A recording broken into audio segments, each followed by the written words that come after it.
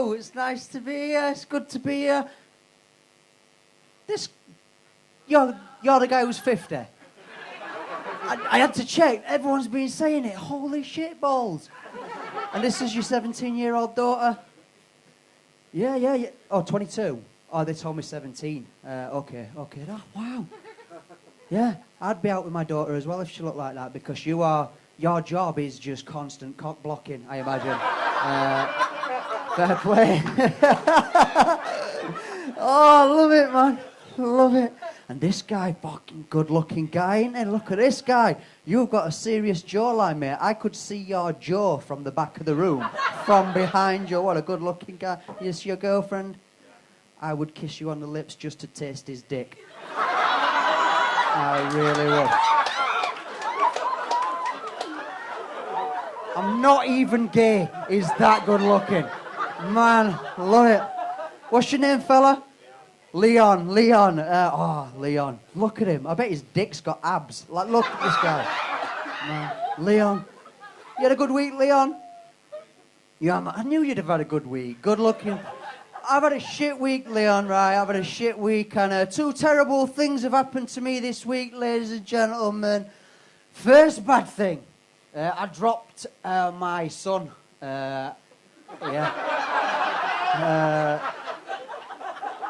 And Leon, he landed on his head. Yeah, I know. And Leon, I lost a bet with one of my friends. Turns out he was right, and it is cats that always land on the feet. So, probably shouldn't have done best of three. I'm honest. No, ladies and gentlemen. That's just a joke. That's the first joke I'm doing. Obviously, I didn't drop my baby son on his head just for a joke. I'm not a complete idiot. I used my nephew to make sure that works, man. So, yeah, that's cool. How long have you been together? 5 years. Wow, going well. I've got a girlfriend and stuff. And do you argue? No, fucking just got a great life altogether, Leon. It's just... Yeah, that's great. You got kids between yous? Yeah, okay, that's why you're happy. Me and my girlfriend, yeah. Me and my girlfriend, we've been arguing about the kids. We argued about the kids today before I came out. I'm at home, I'm about to come out, and my girlfriend says, you know what? You always get to go out. She goes, I'm going to go out tonight. I'm having a pamper night with the girls, so you can't go out. So I said, whoa. I said, I've got a gig tonight. So I'm sorry, I can't tonight. I'm gigging, I can't babysit tonight. And she got mad with that, right? Oh, she went, did you just say babysit? Did I hear you right there, Joe? Did you just say babysit? And I went, yeah. She went, I think you should realise, Joe, you can't babysit for your own children. So I said, I'm glad we agree, and I fucked off out. Oh, shit.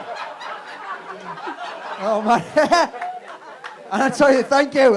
You know. In fact, you know fuck all. You had to bring the kids out with you. That's how pussy-whipped you are. Yeah. I've been arguing lots with my girlfriend. I had this argument. I couldn't believe this argument. My girlfriend was mad with me for something I did in her dream. Something I did in her dream. I shagged her sister. Yeah. I think she should be mad about that and not what I did in her dream. If I'm honest. Some of you are not so sure about that, but it's okay. Something magic happened before I came on stage, by the way. A guy I went to school with, not seen since school, went up to Danny, the compere, and said, oh, a friend of mine from school does comedy. He's called Zalias. Do you know him? And Danny went, you're joking, he's on next. I've not seen you for 15 years. And here he is, by coincidence. Either that or he's stalking me, and I'm going to get bummed to fuck after this gig. Yeah, he's following me around and I'm going to get bummed. That's what's happening. Where are you? Hello, shout out to you, buddy. Lovely to see you after all these years. I'll have a drink of water to you. And hopefully the rest of this goes well, or you'll be embarrassed and I'll not see you for another 15 years. That's how that works. So yeah, I've got kids as well. Gives a cheer if you got the kids. You've got just the 122. Is that all you got? What's your name, fella? Sorry, John Paul. Fucking John Paul. That is the poshest name and voice coming out of somebody wearing a tracksuit I have ever heard. That's fucking awesome. What's happened here then? What's happened is she's gone, you can come out with me, Dad, but don't dress a twat. And you've gone, watch me. Hold me beer.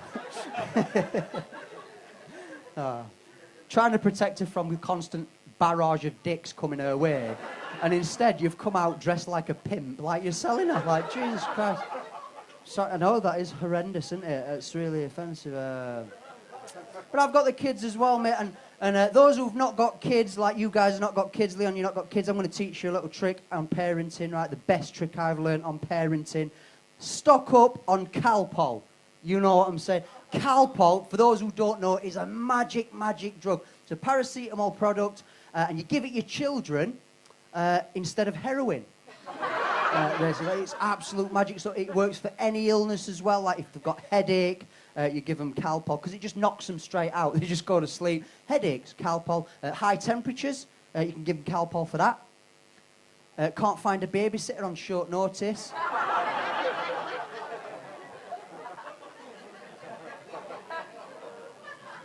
You give them heroin, don't you? I'm asleep. But I went to Asda to buy some Calpol.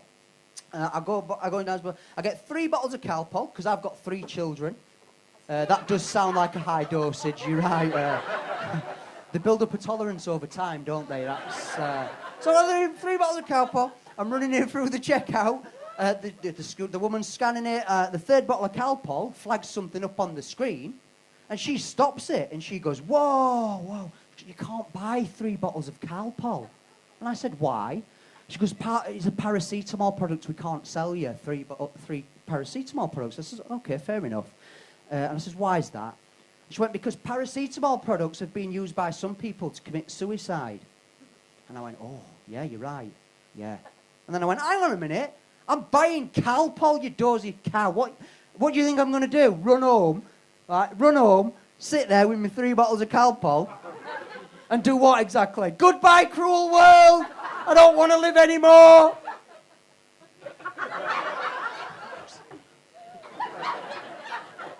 I hate my life.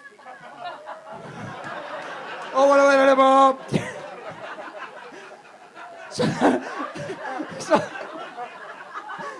So I'm telling her, I said, "Get the manager, this is ridiculous." The manager comes over, he says, "What's the problem?" I said, "I'm trying to buy 3 bottles of Calpol." She's stopped me. "I need 3 bottles of Calpol. I've got 3 children. They build up a tolerance over time." And he said, "Is that meant to be funny?" I said, "Well, I'm just hoping the sheer audacity of me repeating it finally gets some laughs, if I'm honest." He says, "You can't buy that. 3 bottles of Calpol, you can't buy that." And I went, "Do you know what? This is ridiculous." I said, "It's absolutely ridiculous. Do you know what? Fuck it then. Sell me 1 bottle of Calpol, a bottle of gin, and a knife."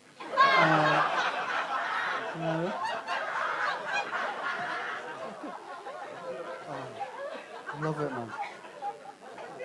And always, I've been arguing with my girlfriend. Have you got pets? Do you live together? Yeah, you got pets? You've got a cat? Fuck, I hate cats. Leon, I'm hoping you were going to say a dog, because I hate cats. I hate cats. My girlfriend's got a cat. I've always had dogs. I've moved in with her. She's got a cat. I hate cats. You hate cat, or do you like it? I don't mind mine. Yeah. But it's annoying. Cats are shit. And you might think I'm saying that for comic effect, right? I'm not. I hate cats that much that if my girlfriend said to me, "Do you know what, Joe? Oh, something terrible's happened. The cat's been run over," I'd be like, "Yeah, I know." Hate the cat. Hate it. And I'll tell you why, Leon. The cat, he's been threatening me. Right? Hear me out. My girlfriend doesn't believe this shit, but the other day, I was on the sofa at night. The cat comes in through the cat flap, constant eye contact with me, marches up to me and drops a dead mouse by my feet. He's threatening me, you know. That's basically saying, that's going to happen to you, bitch. You know, threatening my girlfriend. She's crazy. She sees it completely different. This is what my girlfriend says. She says, no, look, oh, the cat's brought you a precious gift. The cat loves you. It loves you. Oh, look at this cat. The cat just thinks this is what you want. What the fuck has her cat heard about me? You know what I mean? Well, and I've got a theory, Leon. I've got a theory that this is how Fred and Rose West started killing together. This is my theory. I'm glad you're all on board about listening to this. So my theory is Fred, he moves in with his girlfriend Rose. She's already got a cat. He's never lived with cats before. He doesn't know what to expect. Everything's going well. And then one night, Rose's cat comes in, drops a dead mouse at Rose's feet, and she's like, oh, thank you, baby. That is a beautiful gift. Thank you so much for showing me how much I love you. Mwah, mwah, mwah, mwah, mwah. Fred's up here going, she's got a birthday coming up in 2 weeks, and I've got to top that.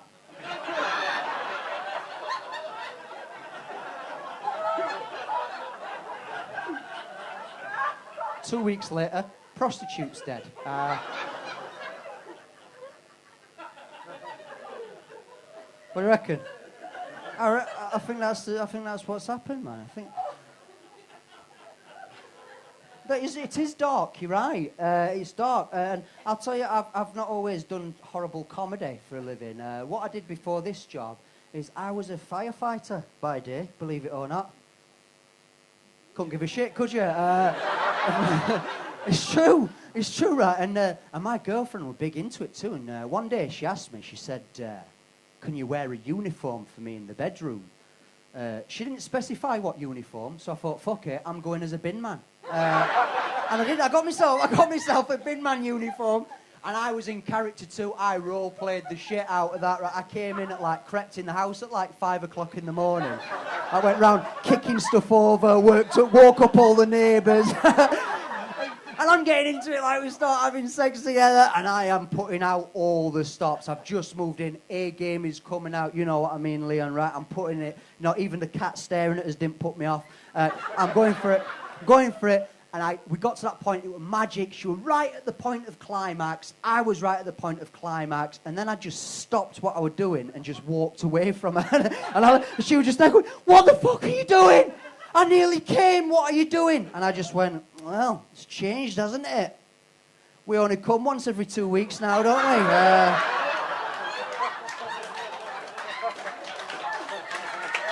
Yeah. It's true. Oh, it's true. And I tell you something else as well. When you tell people you're a firefighter, some people react differently to it.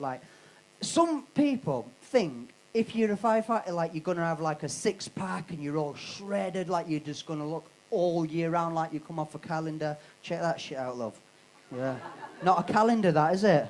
And I was talking to this girl in a nightclub, and I said to her, she said, what do you do for a living? I said, I'm a firefighter. And she went,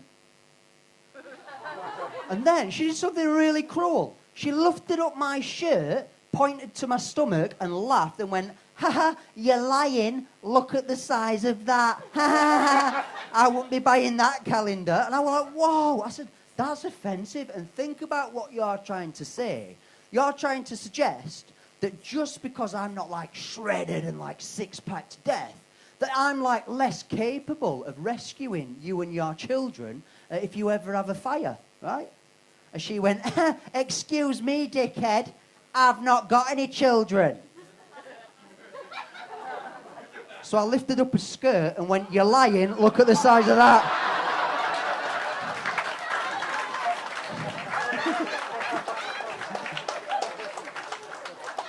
I don't give a shit. What do you do for a living, Jean-Paul? You're a warehouse manager. Cool, man. I bet we've got a lot in common, what we do, like living-wise, like, you know, job satisfaction-wise and stuff. You know, as a firefighter, I've seen a few things. Let's play a little game. I'll say something I've seen. You say if you've seen it. Guy with a rose down the end of his willy, stuck because he's pushed it in and the thorns go that way and he's... Not seen that? Okay. 1-0 to me. What about a guy with his cock and balls stuck in a train wheel bearing?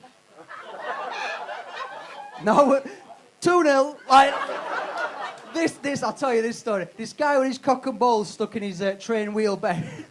Right, I will point this out. I can see your horrified faces. It wasn't still attached to the train. This guy wasn't like, oh, look at that, the 4 o'clock to Newcastle, boom.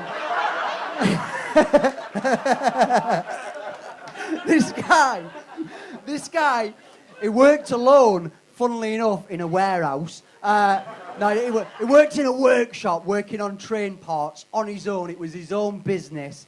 And a train wheel bearing, I'd never seen one before. Have you seen a train wheel bearing before? You look familiar, that's all. No, this guy, metal train wheel bearing, it's a sort of a piece of metal that goes inside a train wheel like yay big.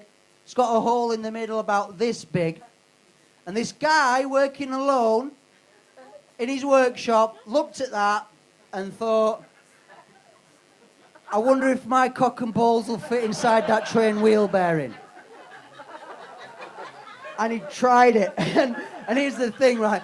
A train wheel bearing, it's not really big enough to fit your cock and balls in one go. So he had to make a decision right there. What he decided, he either had to go balls first and cock after. That, if I look inside my own heart, that's what I think he's done. I think he's teabagged the thing and then pushed his cock in after. Because, you know, I presume, like me, he must have had previous experience of trying to thumb in a semi. And so this guy got his cock and balls stuck in a train wheel bearing. And then at some point, he's thought, they're stuck. I better phone 999. And I don't know how long this decision had taken him. I have no idea. I imagine he'd not just gone, boop, boop. That's stuck. 999. Send me 8 men to come and look at this. I just don't think that. He'd struggled with it and stuff like that. He'd struggled with it. Yeah, look, stop talking, because it's not TV. I can fucking see you. And I'm close enough to kick you in the head. I really am. So, cock and ball stuck in train wheel bearing, right? Okay, so he's in there. When I turned up, this is how he was sat, right? This guy is sat, okay? He's sat there, he's looking very sheepish for a start. And yet he'd made himself like a dignity blanket out of a curtain. And he weren't making any eye contact at all. He's just like looking away. And I had a look under the blanket, like lifted it up. And I'm like, oh yeah, you've got your cock and balls stuck in a train wheel bearing. And when I mentioned that at first, I saw some of your faces. You were like, why on earth would he do that, right? That was not my first thought at all when I saw him. My first thought when I saw him was, thank God I don't work in a workshop. Because that would have been me. You know, it would have. There's only so long you can work on stuff before you put your tail in it. You know. And at this point in the thing, I had to apply washing up liquid to his cock and balls. Okay? The reason I had to do that is I was the only firefighter who'd been on the cock and balls lubrication course. So it was down to me, and I'm a professional. I don't want to boast about how good I am at my job, but I were working it like a pro. You know, I'm putting washing up liquid on it. I'm maintaining comforting eye contact with him, telling him everything's going to be all right. I was putting a little twist on the end. You know what that's like. And yeah, I'm getting right into it, and I was doing a grand job. And I had no idea that I was really, really talented at doing that until the bearing got tighter. And I just kept working because I'm a pro, kept massaging it. Oh. And when he shot his load, I realised that this bearing wasn't coming off. No. the next step that we had to do is we had to cut this bearing off using a Hilti grinder. Like, oh yeah, I know, spinning blade of nasty doom. You do not want anywhere near your cock and balls. So it's spinning round, it's cutting the bearing. This is why I wanted to talk about job satisfaction, Jean-Paul. The bearing just, you know, we cut through it, we didn't hurt him at all, and the bearing, it just fell off. It was absolutely magic. The bearing fell off, and this guy was so relieved. He just wrapped his arms around me, and he was going, thank you, you're my hero, thank you, like that. And he kissed me on the cheek, and it was a really, really touching moment. I'd saved somebody. It was a bit awkward, because I still had hold of his cock and balls. And thank you. And this is why I wanted to talk to you about how good I am at my job. I don't want to boast, right? But 2 weeks later, I'm at work again. 999 gets another phone call. This guy had got his cock and balls stuck in another train wheel bearing, and he asked for me personally. Thank you. Oh, it's good, man. I've said I've got the kids and stuff, and I've got my eldest daughter. She's great. She's called Neve. That's a lovely name. And have you heard that name before, Neve? Yeah, lovely name. I'd never heard it before. Neve, the name Neve, I'd never heard that before. Well, I'd heard it once before. That was my deaf friend, Steve.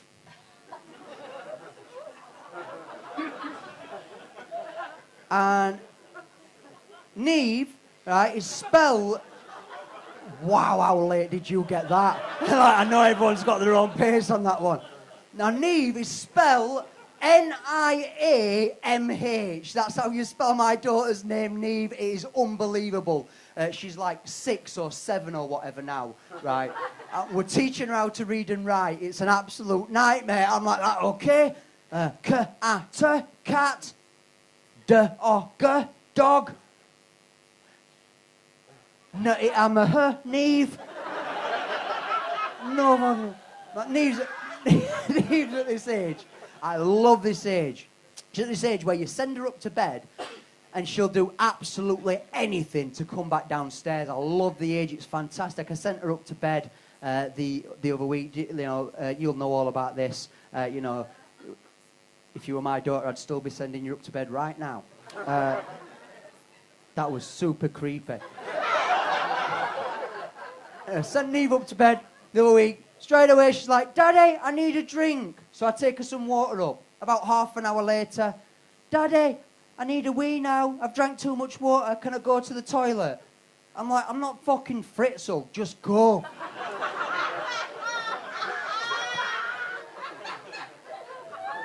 She's still messing around upstairs half an hour later, and I'm starting to get annoyed. I'm downstairs. I'm sat on the sofa. And then I hear footsteps coming down the stairs, and I'm just like fed up now. She comes down the stairs, she waits outside the living room door, and you could almost hear little cogs turning as she's thinking of some excuse that she hasn't used. And then as bold as you like, the living room door flies open like this. She walks in, bold as brass, straight past me, off into the kitchen. She emerges, she's been in there like 5 minutes rattling around. She comes back out, she's made herself a bowl of cornflakes. She just walks in and just goes, Morning, Dad, and sits down. And I'm like, no way am I standing for that shit. No way. Right, I called her bluff. I got her dressed and dropped her off at school. Thank you. Ladies and gentlemen, I hope you've had a good night. My name's Zalias, and thank you very much. Good night. Thank you.